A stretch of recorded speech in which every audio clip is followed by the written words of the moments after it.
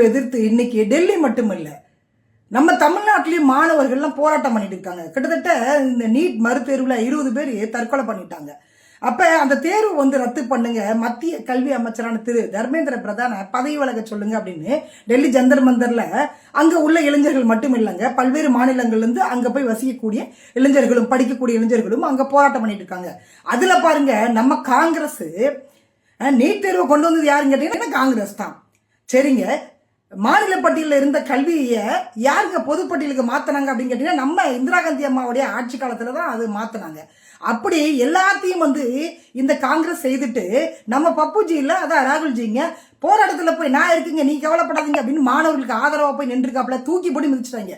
உத போட்டு உதச்சிக்கிறாங்க நம்ம ராகுல்ஜியே போட்டு. ஆனா பாருங்க, நம்ம அண்ணாத்த வாயை திறக்கலைங்க. யாருங்க? நம்ம பிரதருங்க, நம்ம சிஎம் சார் வாயே திறக்கல. ராகுல்ஜியை வந்து இப்படி போட்டு உதைக்கிறாங்களா, களத்துல இறங்கி காப்பாத்தணுமா வேண்டாமா? அப்ப நீங்க வந்து திரைப்படத்துலதான் வந்து இதெல்லாம் பண்ணுவீங்களா? நேரடியா அதெல்லாம் பண்ண மாட்டீங்களா? எங்க அனிதா மரம் நடந்த போது வீட்டுக்கெல்லாம் போய் வந்து துக்கம்லாம் விசாரிச்சாப்பல நம்ம சிஎம் சார், விசாரிச்சீங்கல்ல நீங்க? ஏங்க இப்போ வந்து டெல்லியில பாருங்க, உங்க பிரதரை நீங்க ஆட்சி அமைவதற்கு முதல்ல வந்து முட்டு கொடுத்ததே நம்ம காங்கிரஸ் தான். 5 எம்எல்ஏக்களோட வந்து முட்டு கொடுத்தாங்க. ஒரு நன்றி விசுவாசம் வேண்டாம் சிஎம் சாருக்கு? அப்படி போட்டு உதைக்கிறாங்க, மூக்கெல்லாம் உடஞ்சி ரத்தம் கொட்டுது. போய் காப்பாத்தணுமா வேண்டாமா? இங்க உட்கார்ந்து அறிக்கை விட்டுட்டு இருக்காப்ல.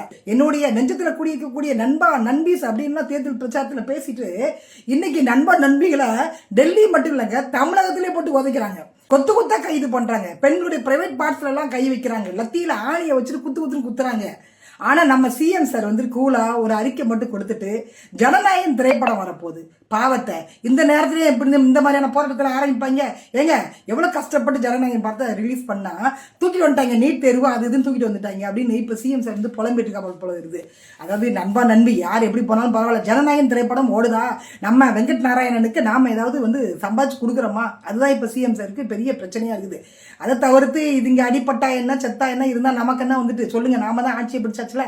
அடுத்து 5 வருடங்கள் ஆகும்போது அப்புறம் வந்து நண்பா நண்பி நெஞ்சத்துல குடியிருக்கக்கூடிய யாரை பார்த்து பயப்படுறாரு சிஎம் சார்?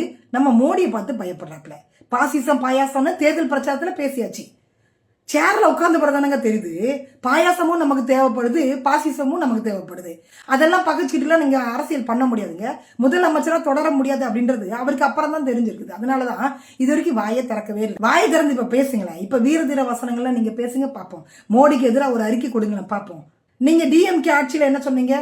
டெல்லிக்கு அழுத்தம் கொடுக்குறோம், டெல்லிக்கு கடிதம் எழுதி இருக்கிறோம் அப்படின்னு நம்ம சிஎம் சார் வந்து வீட்டுக்கு தூங்க போயிடுறாரு அப்படின்னு சொன்னீங்க. இன்னைக்கு அதே தான் நீங்க பண்ணிட்டு இருக்கிறீங்க. நீங்க அறிக்கை கொடுத்துட்டு வீட்டுக்கு தூங்க போயிடுறீங்க.